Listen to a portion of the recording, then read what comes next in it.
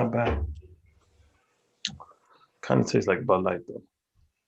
What you drinking on over there? Grim Light. It's a lager. Oh, we're already okay. Welcome to the show, episode number 88. It's super special.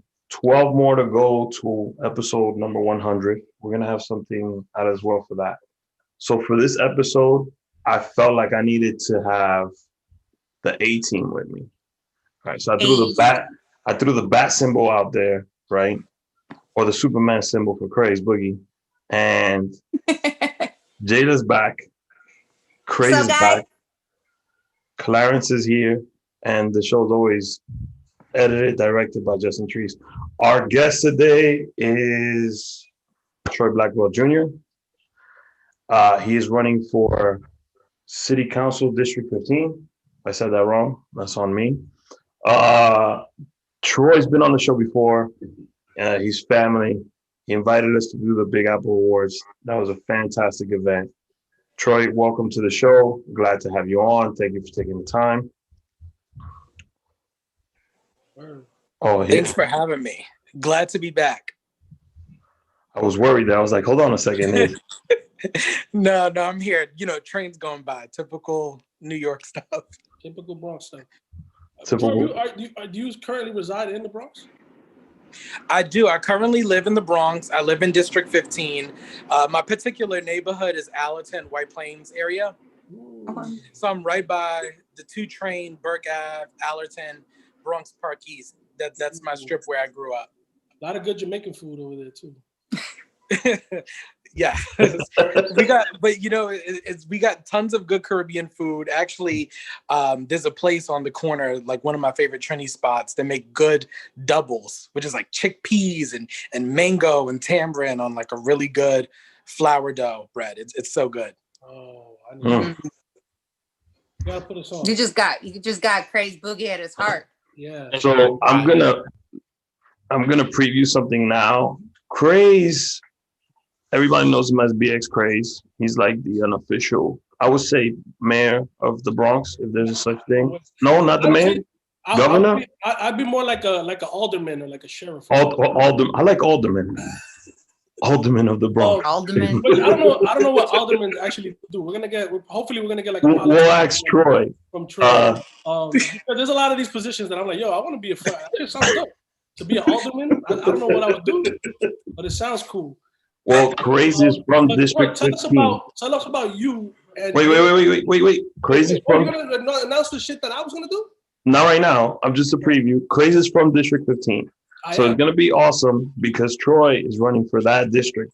So Craze could actually help or hinder Troy's election. Let's just say that for now, Troy has my vote. Okay. We're gonna see if he's Bronx certified a little later. Okay. And then we're gonna get certified. Yeah, Craze got a stamp and everything with a raised seal and everything. So look, I'm ready to get my stamp. I need my badge. So I'm sorry to cut Craze off. He was saying, tell us a little bit about yourself. Who is Troy Blackwell? Cool. Well, thanks for having me again, guys. It's good to be back here. Appreciate all the good stuff that you guys are doing. My name is Troy Blackwell, candidate for City Council District 15. I grew up in the Bronx. I grew up in Van Ness and Allerton area. Both are in District 15. I'm a product of Title I public schools. I'm a graduate of CUNY. I'm a product of public housing. So this is home for me, District 15. Grew up right here off White Plains Road. The Bronx has always been with me, even when I've moved out of state and I've done work across state lines. So that's just kind of a little bit about me. I went to the City College of New York, majored in communications and political science. While I was an undergrad, that's when I got my start with politics. So I started locally in the New York City Council. It was something called CUNY Service Corps, which if there's anybody from CUNY watching, I suggest check it out. They have like 100 different partners that help students from CUNY get fellowships in various different agencies, banks, museums. So mine was in City Council. I started doing participatory budgeting, which is you look at different council members get discretionary funds that they can spend on capital projects. So things like computers and gardens for schools, fixing parks and NYCHA developments, getting those free Wi-Fi stations that people have. Like if you're in Chelsea on 23rd Street, you see those where it's like free Wi-Fi, the timer clickers. So I got to do some of that in city council. And I just kept climbing up from there. Became a mentor, My Brother's Keeper, which is President Obama's initiative for at-risk boys, Black and brown youth. So I've been a part of that program for about 6 years now. And most recently, I came off the Biden campaign and helped get Trump out of office, thank God. I have a quick question though. Like you said, obviously you go through these programs and most of those times you go, it's not like most people can. Jaylah's. Lost you, little Jaylah. You cut out a sec. We should say that she's reporting live from Trump country down in Florida, so the signal's not that great no more down there. We should make it some entertainment. Let's see if we get her back. We may have to bring her back. Yeah, I don't think they want me to completely. Yeah, I just got my screen blacked. Wow. Wow. There we go. Can you get me? Yeah, and she's in Boca too. I'm just saying, it wasn't me. Is that close? I just had a question. Is Craze doing hookah? Yes, he is. This is how the show is now. This is what happens. But did you originally, before going into these programs, did they place you in a program, or did you say like, hey, I want to go into city council, like this interests me? Like, how was that? So the way the program worked was I was part of the second cohort of CUNY Service Corps. So what happened is I just got like an email on my student email one day that was just like, CUNY Service Corps will place CUNY students in paid fellowships. It's for 1 year at various different agencies and organizations. And I was just like, okay, I'm broke. I need some experience. You said paid in the email. It sounds like it's for me. So I looked into the program, and what you do is you apply, they interview you, and then they give you a list of all the partners that they have. It's like 100 partners, and you rank them on a scale of like 1 to 10, saying my first choice is the mayor's office. My second choice is city council. My third choice might be, the Big Apple Bank. So like you list it based on that, and a partner from that organization will call you for an interview. And if it's a match, meaning that you equally rank them the same way they ranked you, you get your placement with that organization. That's awesome. Cool. That's dope, man. It's dope that those resources are available though. Is that still around? It is still around. It's still around. I think it started in 2015 because I did it in 2016. Well, 2015 going into 2016. So it is still around. They've expanded it now. They have so many more partners. And again, it's all paid and it's guaranteed for a year. So you'll do it like if the school year starts in August, it's from like August to June. So you get the whole academic year of a placement. And they have like over 100 partners.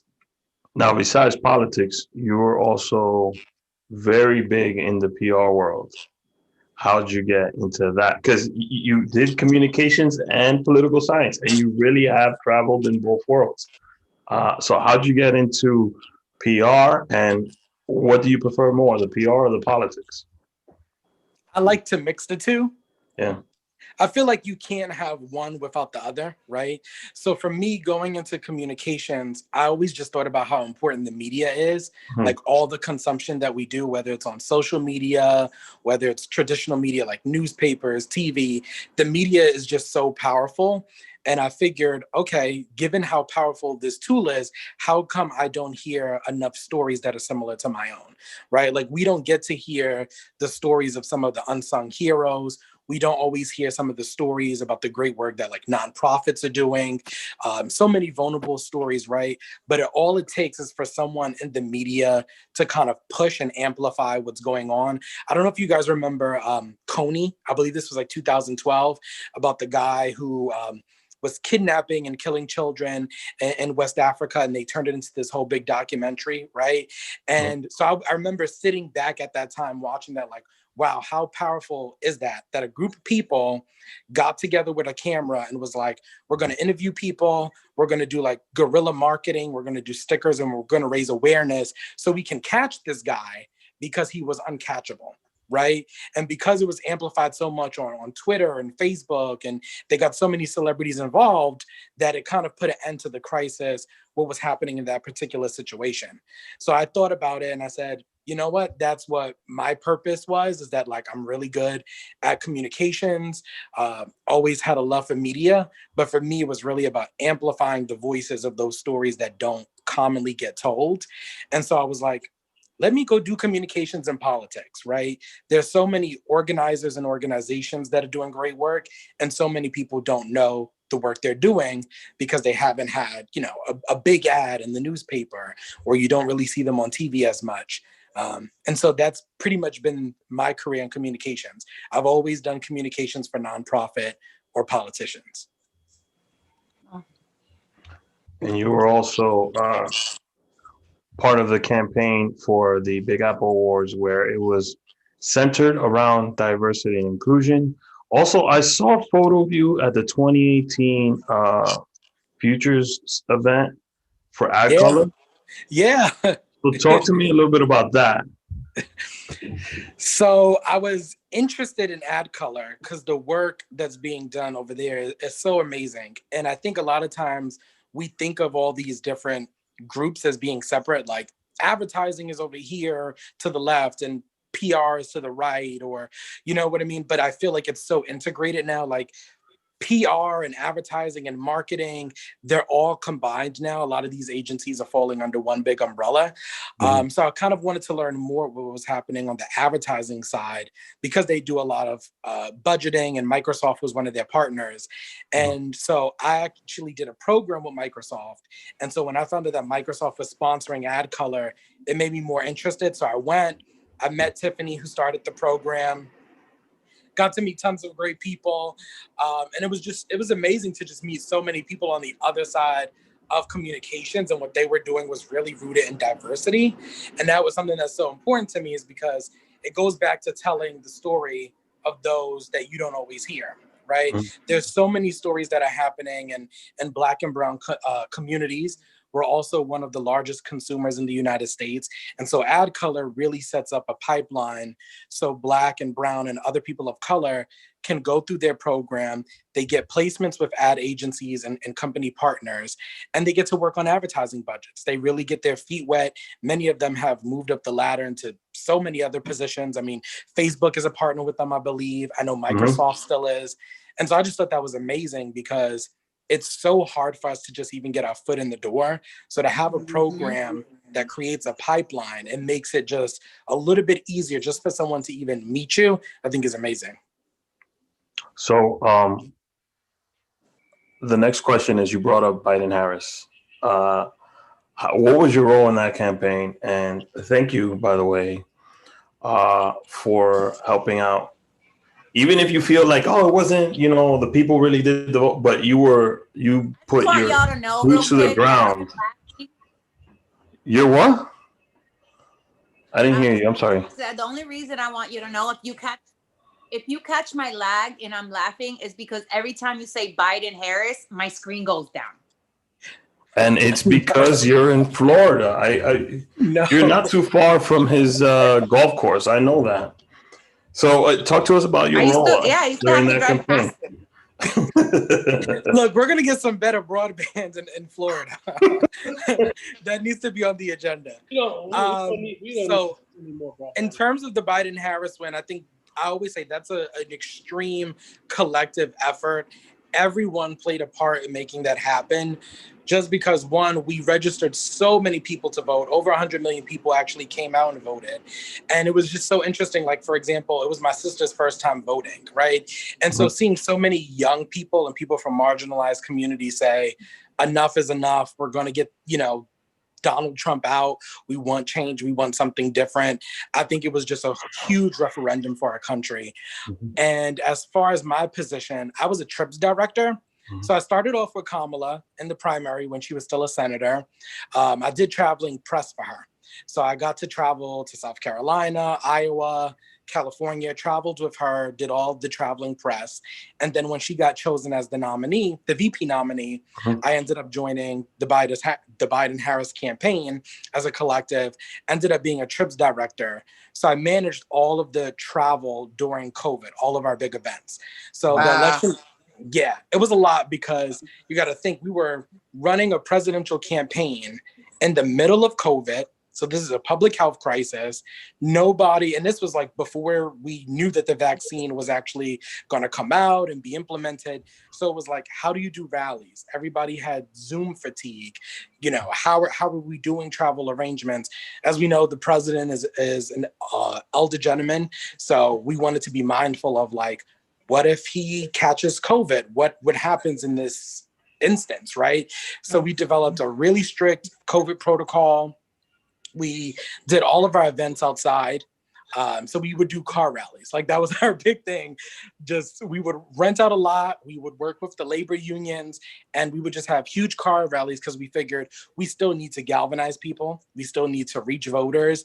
And so we're still going to travel. We're still going to reach people where they are and talk to them and make sure that they hear what, you know, at the time, the presidential candidate and vice presidential candidate were saying. And so for me, I did all of their events in Pennsylvania and Delaware.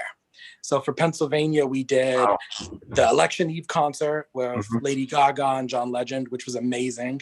It was probably one of our biggest events. So just even that, like working of that, like how do you do a televised concert in COVID in like 30 days? Like, what is our program going to look like? Do we have enough time? Are people really going to come out? Like, so it was just a whole process, but it was good. And I think because of the events we did, we reached a lot of people. There were so many people that we met that were like, hey, you know, some of the candidates in 2016 didn't come to my town, but you guys came here this time and you talked to our labor union and you talked to our community. And that goes a long way with a lot of people. Yo, this is historic right now. During COVID, 78 plus million people voted for Joe Biden and Kamala Harris, more than any candidate ever. And Trump was, I think it was 71 or 72. So he was second on the list. So it was amazing that people took it that serious, that they wanted to, whatever your vote was, the fact that people came out and actually voted. Because we always do that. Make sure you go vote. Doesn't matter. But they actually heard it this time. So, but thank you again for helping with that. How's the boss lady? Is she like, come on. Give us the juicy stuff. She is one of the most amazing people you can ever meet. And I mean that sincerely. Like, she's really inspirational in the sense because she's not that much taller than me. And, you know, I don't want to throw she's not that much taller than me. I'm about 5'4", 5'5". I know I look tall on camera. I'm 6'2" on camera, but I'm like 5'5" in real life. But she's about my height, but she just has like so much energy. And the thing about her is that like she's equally as tough as she is funny and kind, right? Like she's a really funny and kind person. She'll joke with you. She'll, you know, listen to you. Like she's a big hip hop fan. So she'll just kind of like engage with anybody and she's just really down to earth. But when it comes to the work and it comes to policy, she's tough as nails, and she's very much like, I know what needs to be done. She's very firm, and I think that's inspiring because you see this woman, you see a woman of color. She's very firm in her decisions. She knows how to talk and engage with everyone, and she doesn't bend easily, right? Like a lot of people. Yeah. No, go ahead. I was gonna say a lot of people in those situations, they get intimidated and they bend, they step back, but she's definitely like a fighter in terms of like, this isn't right. We got to fight for workers' rights. We need to, you know, fight for better policing. She's very firm in her decisions. And I think seeing that is inspiring. It's nice to hear though, because like even as a woman, like, you know, as a woman of color, we get put in this position. Either we're like the sweet, really nice person, or we're like a complete bitch. And it's nice to hear that there is a balance, that, you know, that is something that especially this world needs right now, some type of balance. Yeah. I say one of the toughest moments when she was doing the debate. She, in the back of her mind, all the stigmas and stereotypes, I'm pretty sure it was there, but she handled it very well. Do you think that sometimes, because it's not fair, to use stereotypes or have like this stigma? Do you think that like she didn't respond the way she wanted to at certain points, or you got what exactly what she would have gave? I think it's a good balance. I think that it's always a fine line, right? Because one, as a woman, and two, as a woman of color, she has to be conscientious of like, if I sound too tough on this issue, tomorrow somebody's going to make a character trying to say that all Black women are angry, right? Yeah. So you have to walk a very fine line. Mm-hmm. But I think her being a prosecutor, her background as a lawyer, like, I think that's her strength, right? So she knows how to debate and she knows how to prosecute the case against people, and walk that fine line. And so I think that's her strength, right? Her being a prosecutor, knowing how to challenge questions in court. She was a DA. She was Attorney General of California. Mm-hmm. So she knows how to walk that fine line. Probably the best person I've ever seen do it. So I liked Kamala. And when I saw that debate, it like certified it for me. Just the way she handled it and her answers. Because I never tuned into her talk, and I got to hear her talk, and I got to hear her talk on issues with the opposition right there. So that's what sealed it for me, to vote for Biden-Harris. Also, I feel like Joe's going to be a transitional president, and hopefully maybe she steps into that chair. We'll see. I don't like that transitional. I mean, he's an older gentleman, so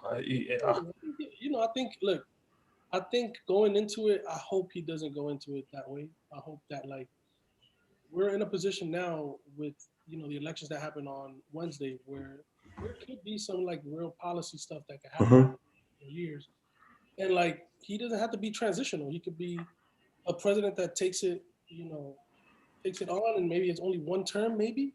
But I feel like the term. I'm not saying that he's gonna. He's gonna complete this term.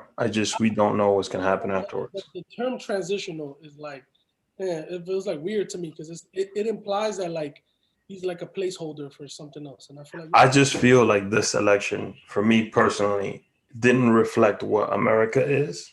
You had two older white men. I think it reflected what America used to be. And I think that it's leading towards something different, which I hope. Hopefully. Being optimistic. So with that being said, what made you decide to run for City Council District 15? Yeah, well, listening to everything you guys are saying, like, that's kind of where my mind has been running at in terms of this election. Like, I was on the campaign trail. I would had an amazing staff that I was working with, got to work with the president-elect and the VP-elect, and I was just inspired, right? I think the president-elect is he bridges the gap, right? Like between, more senior citizens, and then you have the VP-elect who helps bring in the youth, right? He definitely helps with his experience as a white man. She helps with her experience as a woman of color. And I think seeing the two of them on a ticket and seeing how well they worked and bringing people together, that in itself was super inspiring. And the president-elect has always said, like, he wants to set the party up for the future. Right. And I think that's why he was so adamant on choosing a woman and choosing a woman of color as his running mate. In terms of city council being on the campaign, it's something I've been thinking about for a while. Richie Torres was my council member. He got elected to Congress. We're super glad that he got elected. He did some really great work on housing. But now he's in Congress, and so his seat is going to be empty for the next 3 months. And I was thinking long and hard about it. I talked to friends, talked to family, and I felt like everyone was going through the same issue. Like, right, we're all facing numerous crises at once. Like, we're still in a public health crisis with COVID. The vaccine rollout has not been the best. My district, District 15, is ranked number 2 in the entire city for the highest rate of student homelessness. 1 out of every 4 students in District 15 is facing homelessness right now as we speak. 41% of the people in my district are extremely rent burdened. So I thought about that and I said, okay, that's a housing crisis right there. Then we had this whole reckoning on race with George Floyd. We know the issues with policing and criminal justice in New York City. We know it in the Bronx. We saw what happened with Khalif Browder and his situation because of cash bail and what that did to his mental health and the suicide in which he died from. So we saw that. And then I just kept thinking about the students, right? We transitioned into remote learning and our kids are the future. And for me, I always say I have no problem saying this. I grew up a poor kid in the Bronx. I grew up in public housing. I grew up facing housing insecurity. Education became my passport out of poverty. Because of everything else going on around me, I loved school. School was where I found solace. I had really great teachers, and those teachers helped me get scholarships for college. And it's really because of my education that I made it out of poverty. And so that's how I think of education. But I'm looking around and I'm like, we have what? More than a quarter of our students in the Department of Education are facing homelessness. I believe it was 77,000 students as of November that did not have the necessary resources, meaning they didn't get a laptop. My sister went almost 3 months without a laptop from the Department of Education when we transitioned to remote learning. 38% of the Bronx doesn't even have home service internet. So the thing is like, how can you expect students to do well if they don't have a laptop, they don't have internet, you don't know certain student situations, whether, you know, again, 1 out of every 4 students is facing homelessness. There's a housing crisis. How can you expect people to be their best and do well and they don't have the resources? And then we go to government and government tells us, well, pull yourself up by the bootstraps, right? Other people are doing it. But how can you pull yourself up from the bootstraps if you don't have boots? And that's the way that I looked at the situation. And I said, you know what? I have this really great experience. I got to do criminal justice stuff with work with President Obama, came off the Biden campaign and said, let me take that experience and bring it home to the Bronx where I'm from. Everyone is facing these crises. I've been facing these crises.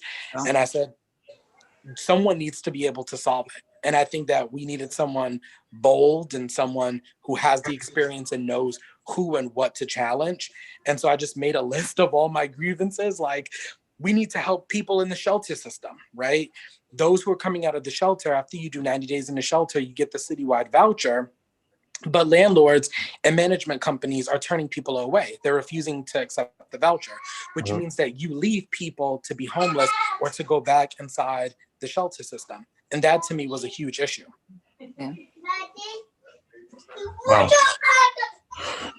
Sorry, that's my nephew, by the way. It's fine. It's fine. We got special guests that pop in. This is a family show. It's fine. Let's stick to that because I also want to ask you, how do we get you on the ticket? Now, you mentioned signatures. How does somebody from the community of District 15 signs the petition to put you on the ticket? So I need to collect a certain amount of signatures from constituents who live in District 15. For those who are probably watching, like, what is District 15? Because I know sometimes we hear these districts and assemblies and Congress and wondering what these numbers mean. So District 15, for those in the Bronx, it's Allerton Avenue, Van Ness, we have Fordham, Belmont, Arthur Avenue, Little Italy, parts of Webster, and Crotona Park East, West Farms. So those are some of the key neighborhoods in District 15. And so what happens is that I'll be at train stations, I'll be out at stores collecting signatures. I need to get a certain amount.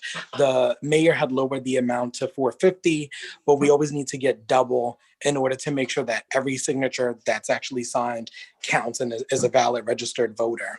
So if anyone's in the district, in those neighborhoods, you can write me on Instagram. I'm happy to meet you.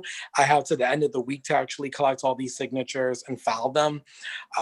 So that's what I'm doing. I've been door knocking, going to people's buildings. I've been in NYCHA talking to residents, literally working my way from the top floor all the way down to the lobby, just knocking on doors, introducing myself to people, giving them my flyer, writing down their concerns. So that's where we're at. And that's not an easy thing to be doing right now. You know, we Especially touched a little base yeah. of it, especially because of COVID and so many other issues and just people just like in their own space. You know, a lot of people have very foggy, you know, dealing with the family and virtual school and finances and this and that. So, I mean, my hat's off to you because it takes a lot to do something like that for your people. Thank you.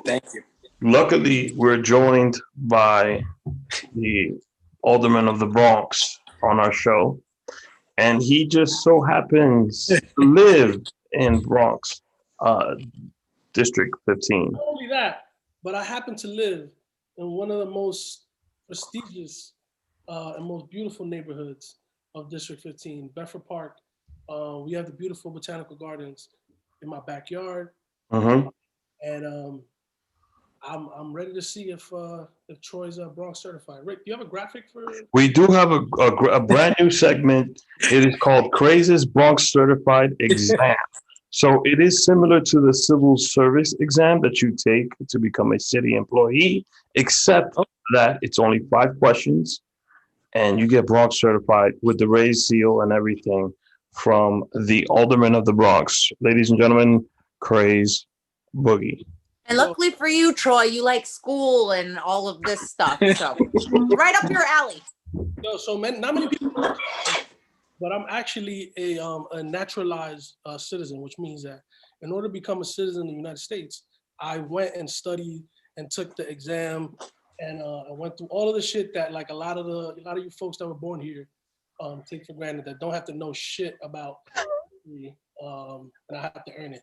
So that being said, I think Troy is a dope dude, but before I vote for someone that's going to represent me and my district specifically, I have to figure out if Troy was Bronx Certified. So I just got, it's not a long test. I'm similar to like the citizenship test that I took. They make you study like 150 questions, but they only ask you 10. So I'm only going to ask you 5 questions. Okay. Passing is 3. If you get 3 out of 5, you Bronx Certified. They are tough questions that only a true Bronxian, because the word is like Bronxite, but I don't like that one. I think that's what we're called, Bronx. It sounds weird saying it out loud. On paper, it reads Bronxite. I don't like it. I don't know. It sounds Bronxite. On the wrong side of the Bible. It sounds like you got bit by a mosquito or something. I got the Bronxites. Exactly. So let's just get into it, man. Look, question number 1, Troy. So do you solemnly swear to represent the 15th? Let's start question number 1. I do. This is an important question. It should be a freebie. This is because I genuinely automatically like Troy, and I'm trying to make it a couple of things easy for him. So, what is the official sandwich for the Borough of the Bronx? I'm gonna give you most of these. I think are multiple choice. A, bacon, egg, and cheese. B, a chopped cheese. C, a chicken parm. Or D, an Italian.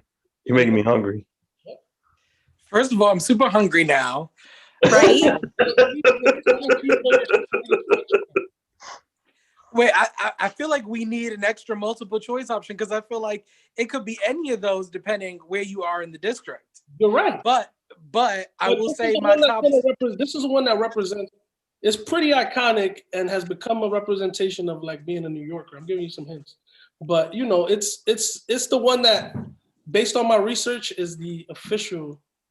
I'm gonna say half bacon, egg, and cheese, half chopped cheese. So like a half a mix. I'll accept. Yep. It's a chopped cheese. Yep. But you gotta have breakfast and lunch. You got your bacon, egg, By and the cheese. way, guys, I'm still really upset. I requested for you guys to, for this episode, ship me a chopped cheese just for this episode.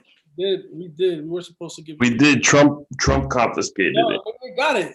Go check the golf course. Trumpito got it. Your boy Trumpito. All right. Number 2. This is a true or false question. The Bronx is the only borough believed to be connected to the mainland United States. True or false? True. That is true. It is the Wow. only 5 boroughs that's actually connected to the whole continent. Everything else is islands off to the side. Very good, Troy. Yes, 2. Isn't it funny? Wait, isn't it funny to think about the rest of New Yorkers as like living on islands? Islands. Yeah, but it's true. All right, let's see this one. Number 3. Okay. This amusement park, which was once located in the Bronx, is no longer in existence. It's an amusement park, you said? An amusement park. A, Playland. B, Freedom Land. C, Palisades Park. D, Disney. So this is an amusement park that was located in the Bronx, but no longer exists. I'm going to go with Freedom Land because I think it was in Co-op City. That's correct. Freedom Land was correct. The curveball there is Playland, where Playland's a ride. If you're really from the Bronx, you know that's rides just like, that's like our upstate. It's our second Yonkers. Okay. This is an easy one too. Name this island, which is technically part of the Bronx and has some dope ass seafood restaurants. In summer, it resembles a New England shore town. Randall's Island, A. Oh boy. Island, B. Rikers Island, C. Or D, City Island. It's definitely not Rikers Island because we're trying to shut that place down. I'm going to go with City Island. City Island is correct. I mean, I never had the seafood on Rikers Island, but I would imagine. I don't want the seafood on Rikers Island. That doesn't sound good. All right, Troy, I think you're acing this, but I'm going to ask you the last question anyway, just because you okay. on your pictures and stuff on IG, aside from being very knowledgeable about politics and wanting to do a lot for our district, you're also a very stylish dude. So I feel like this question may be right up your alley. Let's see. This is a true Bronx question. Which of these designers went to DeWitt Clinton High School right here in District 15?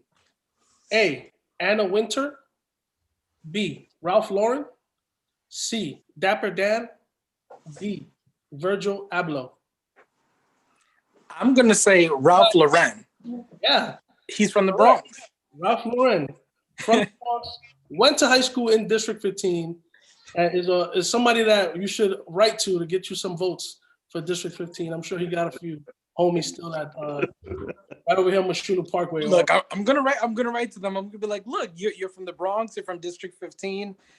Let's make this happen. Hey, I know Ralph got some shooters on Webster Avenue, I'm sure. Probably. Listen, I know that this was for Troy, but I feel like we both just got Bronx certified here. Wait, you mean to say, Jaylah, you had these answers? You knew these? I think the only one that I didn't get was the one with at Co-op City. That was. But I didn't grow up there, so that would have threw me off. Bronx. I lived on 174th and Vice at some point. No. So I feel like I love the Bronx. Tune in next week. You're certified now. You got. No. We're taking that back. She's from Boca Raton. Tune in next week. She's gonna take the Craze Bronx Certified exam next week to see if we can stamp it. That's not fair. I got some. You're gonna give an easy one to Troy and a hard one to me. I'm not even from there. No. Also, there's like an Edgar Allan Poe question that I had, but I was like, you know what? That one is a different one. I got one. What legendary salsa singer is buried in the Bronx? It's buried in Woodlawn Cemetery. What? Say that part again? What legendary salsa singer is buried in Woodlawn Cemetery? Oh, Celia Cruz. Absolutely. The man is Bronx through and through. Sure. Her and Edgar, I think her and Edgar are in the same cemetery, right? Edgar Allan Poe's house is on, I forgot the street, Craze, is on Grand Concourse and Kingsbridge and Grand Concourse. Kingsbridge, yeah, there you go. So a little bit of history. So the Bronx is, it's not what you think it is. Do your research. You'll learn a little something. District 15, stand up. Let's get out there and vote for Troy. He's Bronx Certified. And stay tuned to our social media pages to figure out how you get your signature. Now, I want to play another game with Troy. Yeah. This is called Distorted Pictures. Are you ready for this one? I'm ready. Okay. So, can you see Justin's screen? It says Distorted Pictures right now. I see the distorted picture screen. Okay. So, Justin will flash an image. You have to try to guess who is in the image with you, and what is going on in the image. Okay. All right. So let's just do one to see how it works. Justin, can we get the first one? That is from the Big Apple Awards, and that is me with Yvette Noel Shore, who is Beyonce's publicist. Is he correct, Justin? And he's 1,000% correct. Now, Jaylah, Craze, how do you like this distortion of the photos? This is better than before? Much better, bro. Much better. Okay. Rick was doing some distortions that is like, bro, no way. It was like zooming into somebody's like eye. It was like, Oh my God. All right, let's do one more now that he got the handle on it. Let's do one more, Justin. Oh, wait, let's save that one for last. Don't look at it. Let's save that one for last. Taking it out. Let's go with a different one. Okay, there you go. I don't know which one this one is. I think that one is of.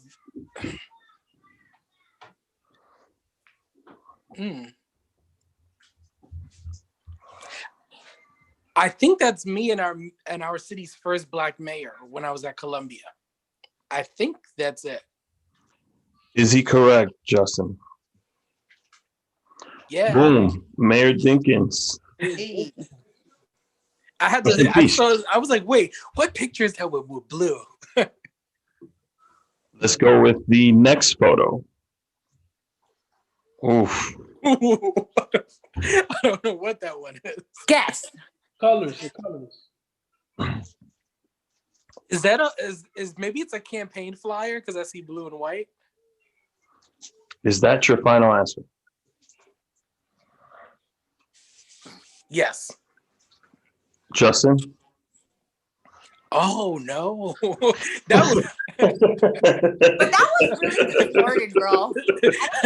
Ouch. It's a photo of Troy and the one and only AOC.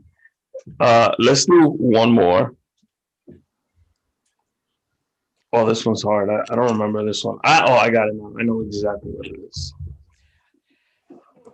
I feel like that's a picture of me and someone. I'm not sure who. I'll give you a hint. There's more than just you and someone in this photo. I think that's probably a picture of me and my cohort with President Obama. Is he correct? Hey. Oh, You're really good at this. I think there's one more. I'm excited about this last one. I think it's a very powerful picture. Justin, can we see it? Oh, this is a hard one. I think that's our amazing VP-elect about to step in and give this country much needed change. Is he correct? 1,000% correct. Madam Vice President Kamala Harris. This cover was released today, actually. So it's the cover of Vogue magazine. But yeah. So we're moving on to 3, 2, 1. Now, usually we do 3 things you've been watching, 2 things you've been listening to or reading. We'll keep those. The last one is always one thing you do to keep your sanity during COVID. But I'm going to change that one. And it's one thing you want to accomplish in 2021. So let's go with first 3 things you've been watching. 3 things I've been watching. Number 1, Law and Order. I'm a big Law and Order fan. SVU, the new season, they're actually filming in COVID. Second thing, Lupin, Lupin. It's kind of like a mystery Sherlock Holmes. Yeah, on Netflix, of the guy who works at the Louvre. So I've been watching that. And I say the third thing, Vice News. Like I just like watch the clips on YouTube because they cover like stories that a lot of times mainstream news doesn't. Like they cover like vendors who are working in the boroughs and people who are small business owners. Like they did a whole segment on a guy who like made I think like $50,000 or $60,000 a year selling nutcrackers. So it's like they do really cool stories on Vice News. Wow. Yeah. So 2 things you're reading, listening to. The listening to could be an audiobook, a podcast, or a music. So first thing I'm reading, I'm trying to finish Becoming by Michelle Obama. Okay. But y'all can see it's a hefty book. So I don't think I'll finish it this month, but it's still in the works. And something that I'm listening to, I created a playlist on Spotify just to like keep myself pumped when I'm like out and I'm getting signatures and I'm like in transit, going to meet constituents. So it's on my Instagram. It's Troy's campaign playlist, but it's all of my favorite songs that just keep me pumped. And one thing you look to accomplish in 2021. The one thing I look to accomplish in 2021 is to win this election for District 15. I think there's so much good work that still needs to be done, and it can be done. It's not hard. It's not hard to get this work done, but we do need bold leadership. And so I talked about, some of my agenda, but I think at least my top 3 issues is really housing, education, and criminal justice. We have so many of those coming out of the shelter system that are facing homelessness. And it's really unfortunate that the landlords and management companies are turning those with the city voucher away. So that's probably going to be one of my first pieces of legislation that I want to propose in city council, is closing that loophole for those coming out of the shelter system. So what I want to do is I'm going to get rid of Jaylah. I'm going to get rid of Craze. I'm going to get rid of everybody's screen. I'm going to pin Troy. And Troy, I want us to tell you how, I'm sorry, I want you to tell us. It's been a long day. I woke up at 5 a.m. I want you to tell us exactly how to communicate with you so we can sign the petition to put you on the ballot. Okay, let me know when I can start to go. Let me mute all these jabronis that are on the show, as well as myself. Okay. Hi. Go now? Yeah, you could go now. Okay. Hi, everyone. My name is Troy Blackwell. I'm a candidate running for New York City Council, District 15 in the Bronx. I'm currently collecting signatures to get my name on the ballot. We have a special election, March 23rd. You can contact me on Instagram at Troy Blackwell Jr., JR, abbreviated. It's also Troy Blackwell Jr. on Twitter. Those are my 2 main forms of contact. You can also contact my campaign at info@troyforthebronx.com, and me or a volunteer will come meet you so we can get a signature from you so I can get my name on the ballot. So you can also contact the Rick H Show. We will connect you to Troy. And you said the deadline is this Friday or Sunday? The deadline is this Sunday for me to collect the signatures, but Monday is Martin Luther King Day, so I'm trying to hopefully get this done by Saturday, because I know a lot of people will probably be doing family-related stuff. Okay, so Troy, I want to give me 1 second. I got to figure this thing out now. Oh, here we go. I want to personally, let me turn my video on because I'm talking. I want to personally thank you for coming on the show. You are always welcome. Our platform is yours to utilize. We're big supporters of you. Craze and Jaylah, if you want to say something before we sign off. Oh, wait. You guys got to unmute yourselves because Jaylah, that's the Florida thing, man. I thought it was Trump again. No, I wanted to say, Troy, hopefully you accomplish that goal for this year, and that the next time we have you back on is with all that great news and what the next steps are to make, the Bronx and everything better, like baby steps. And we need voices like you to be voices for people, in our communities. And what you're doing is phenomenal. And we wish you tons of luck. And boys, I miss y'all. Go back to Bronx. Let me introduce him before he speaks. From District 15, the alderman of the Bronx, Craze Boogie, the only man who can certify you that you're from the BX. Craze Boogie. That's my only job as alderman. I give people the test. It's one of those Hey, maybe that's a way of getting signatures. You can like tease people to be like, hey, you want to be Bronx certified? You got to come here and then give us a signature. That's it. You get a certification. You get a certification for the BX, and you get a signature to help the BX. Boom! Everybody wins. We're gonna look. I like that.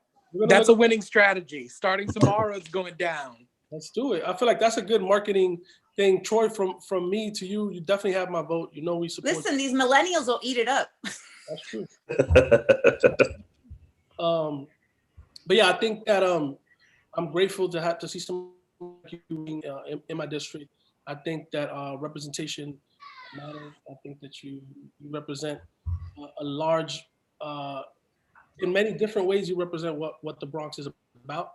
And so I commend you for stepping up and like seeking out these type of positions and being heard and being seen in these kind of spaces. I'm really grateful to you. And so I definitely will give you my vote. And we got to talk about how we can spread issue some more signatures. Yeah. Sure, but we appreciate you. We want to wish you good luck. We know that you're going to get the amount of signatures that you need by Friday, and let's get some good. Let's represent District 15 the right way. Troy, thank you again. Thank you guys. Thank you guys for allowing me to come on. Thank you guys for giving a voice to people and doing this. This is amazing. This is what comms is all about, right? It's about amplifying these stories and reaching people and sometimes telling those stories that aren't normally always told. So thank you to you guys. No, thank you. Thank you for coming on. We'll support you as much as possible. And next week, tune in for, I can't announce that one yet. I'm sorry. I didn't even sign the papers for that guest, but I'll drop a hint. It's somebody from the 90-Day universe, 90-Day Fiancé universe. Ooh. So we have that person and then Don Dinero at the end of the month. And we will update you on Troy Blackwell's run for Councilman District 15, a.k.a. backed by Alderman Craze Boogie. So, I don't even know if we have aldermen over here. That's just about I feel like aldermen will take like I feel like it should be like Sir Alderman Boogie and like Sir Craze Boogie. You should walk around like some type of robe or cape. Instead of stamping like certified, you should knight people, Craze. Yeah, like Bronx Knights is Bronx Knights, right? Or Bronxites? Bronxites. That's what we were debating. Like, what is it? Is it Bronx? I think Bronx Knights sounds much better. No, you could change it. It could be part of some petition. Like let's modernize. Like forget education. Forget criminal justice reform. Forget. We got to change that Bronxites thing. All right, to Bronx Knights. We're gonna figure it out. We're gonna get it together. Brother, have a successful week. Enjoy your MOK Day on Monday. Happy MOK Day to everybody this Monday coming up. Day of service. So think of something you can do to give back to your community. So with that being said, Troy, thank you for making episode number 88 the best. We got 12 more to go. And he'll probably be back on the show some other time. So thanks again. Bye, guys.